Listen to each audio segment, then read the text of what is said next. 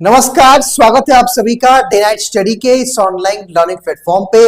इधर बीच अलग अलग विश्वविद्यालय और कॉलेजों के आपके सेमेस्टर एग्जाम चल रहे हैं और ऐसे में सबसे बड़ा प्रश्न आप सबके अंदर ये है और सबसे बड़ा डाउट कंफ्यूजन ये है कि सर मुझे एक सब्जेक्ट में या सेमेस्टर एग्जाम में पास होने के लिए मिनिमम कितना मार्क्स लाना होगा। इट्स मीन कि अगर आप भी BA, BSc, BCom, MA, MSc, MCom, LLB, BLLB, BCA, BBA, BA mass communication या बीम्यूज, बीएफए या किसी भी XYZ किसी भी कोर्स में अगर आपका भी सेमेस्टर एग्जाम चल रहा है और अगर आपको भी जानना है कि आपके लिए मिनिमम पासिंग मार्क्स क्या होता है आपके सेमेस्टर एग्जाम में, तो आज की इस वीडियो के माध्यम से हम आपको डिटेल में कंसेप्ट आपका क्लियर करते हुए समझाएंगे, बताएंगे कि पासिंग मार्क्स का क्राइटेरिया क्या रखा गया है अगर आपको किसी एक पर्टिकुलर सब्जेक्ट में पास होना है या पूरे ओवरऑल एग्जाम में पास होना है। तो इस वीडियो को एंड तक देखिएगा और अपने उन तमाम दोस्तों, मित्रों और सहपाठियों के साथ जरूर इस वीडियो को साझा कर दीजिएगा जो आपके साथ आपके कॉलेज में आपके सेमेस्टर एग्जाम की तैयारी कर रहे हैं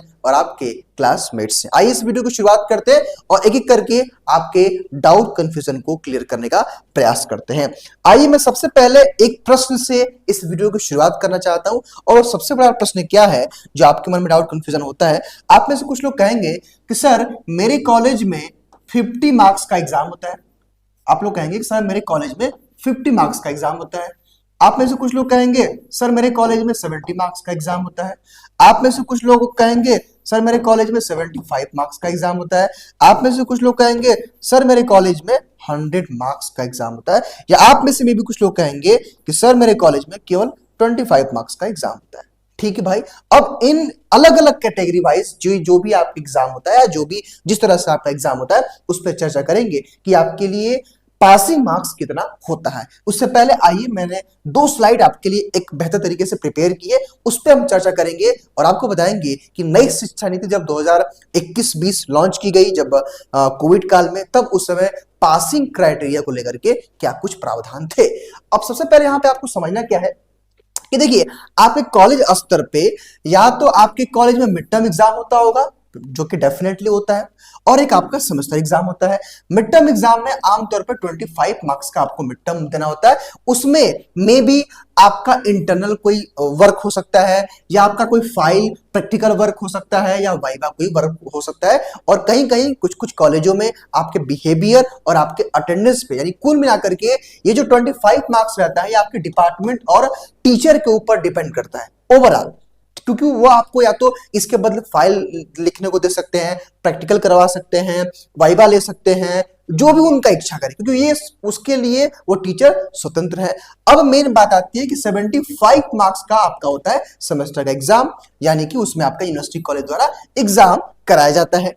अब उसमें कितना मार्क्स लेके आना होता है पासिंग के लिए, ये आपको समझना है। तो देखिए भाई, 75 मार्क्स का जो आपका एग्जाम होता है उसमें 33%, इट्स मीन लगभग अगर आप इसका एक आंकड़ा निकालेंगे तो 24.75 के आसपास आएगा, यानी कि लगभग अप्रोक्स आपका 25 मार्क्स आप लेके आएंगे तो आप इसमें क्या हो जाएंगे, पास हो जाएंगे। वही आपको जो 25 नंबर है, यानी जो आपका मिड टर्म एग्जाम है, फिर कैसे इंटरनल कह लें, सेक्शनल कुछ भी कह लें, सेशनल कह लें, उसमें भी आपको 33% लेके आना पड़ेगा। इट्स मीन कि 8.25 के आसपास अप्रोक्स आपको 9 मार्क्स लेके आना होता है। यानी कि कुल मिलाकर अगर आप ये समझे तो लगभग आपका 100 नंबर का पेपर होगा।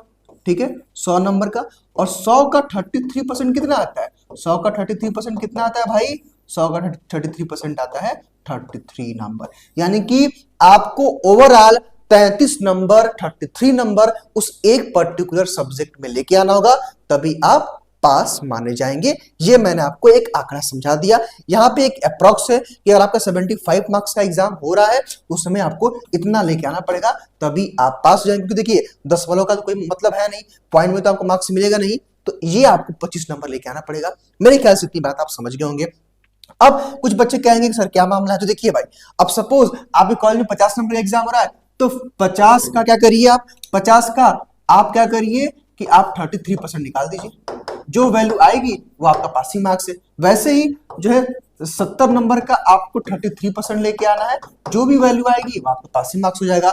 75 का देखिए 75 का 33% निकाल के देख लीजिए, जो भी वैल्यू आएगी वो आपको पासिंग मार्क्स होगा। वैसे ही 100 का आप 33% निकाल लीजिए, जो वैल्यू आएगी वो आपका पासिंग मार्क्स है। वैसे ही 25 का भी अगर आप 33% निकालेंगे और जो वैल्यू आएगी वो आपका पासिंग मार्क्स हो जाएगा। कुल मिलाकर के ये कहने का मतलब है कि चाहे कितनी मार्क्स का आपका एग्जाम होता हो, अगर 33% आप लेके आते हैं तो आप पास माने जाएंगे। अब आइए, एक चीज आपको समझना और अनिवार्य है, विशेष तौर पे इस बात को आपको ध्यान से समझना होगा, बहुत इंपॉर्टेंट। देखिए, आपका या तो 2 मेजर सब्जेक्ट होगा या तो 1 मेजर सब्जेक्ट होगा और एक आपका माइनर हो सकता है, ठीक है। उस केस में जो एनईपी नई शिक्षा नीति में कही गई है कि आपको at any how at any cost आपको 33% मार्क्स लेके आना होगा, तभी आप पास माने जाएंगे। मतलब इसमें जरूरी है, इवन मे बी आपका देखिए को करिकुलर होता है, सब्जेक्ट आ जाते हैं, वोकेशनल होता है, प्रैक्टिकल वर्क होता है और प्रोजेक्ट वर्क होता है, ठीक है, या रिसर्च वर्क इसको बोल सकते हैं।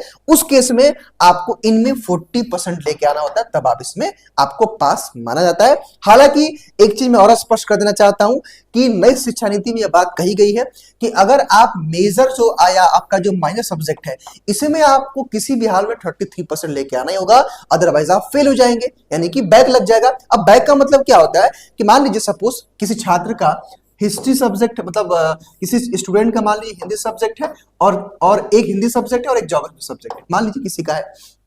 उस केस में अगर मान लीजिए कि आपका हिंदी में 32 मार्क्स आ गया और ज्योग्राफी में भी आपका 33 मार्क्स आ गया, तो अब क्या होगा कि आपका इसमें क्या हुआ, परसेंटेज हटाते हैं हम लोग, मान लीजिए कि इसमें क्या हुआ भाई आपका, इसमें ये हुआ आपका कि 32 मार्क्स है, यानी कि 33 नहीं आया, इसमें कि आप हिंदी में फेल हो गए, तो अब क्या होगा, आपका लग जाएगा बैक। बैक का मतलब क्या है, एक सब्जेक्ट में बैक। अगर आपका मान लीजिए कि हिंदी में भी और ज्योग्राफी दोनों में आपका बैक लग गया, यानी कि 32 दोनों में आ गया, तब आप हो जाएंगे ईयर बैक, यानी कि आपको फिर से अगले साल भी इसी की पढ़ाई करनी पड़ेगी। ईयर बैक का मतलब क्या होता है कि आप एक साल पीछे हो जाते हैं, और बैक का मतलब ये होता है कि अगर आप किसी एक सब्जेक्ट में फेल होते हैं उसको बैक बोलते हैं, और बैक का फॉर्म देकर के फिर आप उस एक सब्जेक्ट को पास कर सकते हैं। मेरी बात समझ गए। लेकिन अगर आप एक से अधिक सब्जेक्ट में अगर आपका बैक लगता है तो आप ईयर जो है ईयर बैक बोल सकते हैं, यानी कि आप एक साल चले जाएंगे पीछे, यानी कि अगर आप इस साल फर्स्ट ईयर में थे तो अगले साल भी आप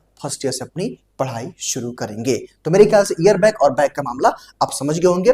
तो को करिकुलर, वोकेशनल और इन सब में ये क्राइटेरिया रखा गया। कुल मिलाकर के आप ये समझ सकते हैं, जो पहले एक नियम था ग्रेस मार्किंग का, आप सब जानते होंगे।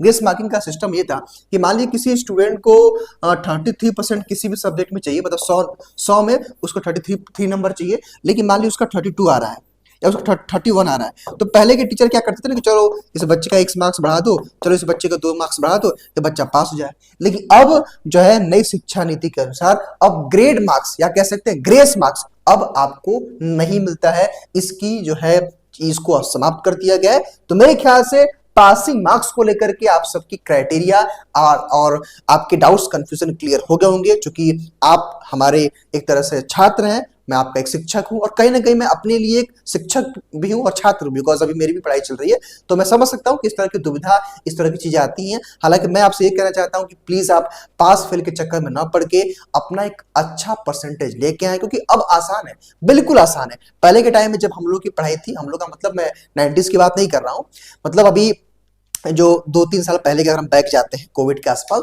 तो उस समय हम लोग का ईयरली एग्जाम्स होते थे। ईयरली का मतलब एक साल में हम लोग एक बार एग्जाम देते थे, तो एक बर्डन रहता था सिलेबस का, इतना सारा पढ़ना होता है। लेकिन अब सेमेस्टर में क्या होता है ना कि यूनिट डिवाइड होते हैं, कम कम पढ़ना होता है, तो आप एक अच्छा सीजीपीए गेन कर सकते हैं। तो इन सभी शुभकामनाओं के साथ इस वीडियो को हम करेंगे समाप्त। अगर आपके मन में कोई डाउट कंफ्यूजन होगा तो आप कमेंट बॉक्स में बताइएगा। कैसा लगा आपको वीडियो, ये भी कमेंट बॉक्स में अपनी राय जरूर दीजिएगा। बहुत बहुत शुक्रिया।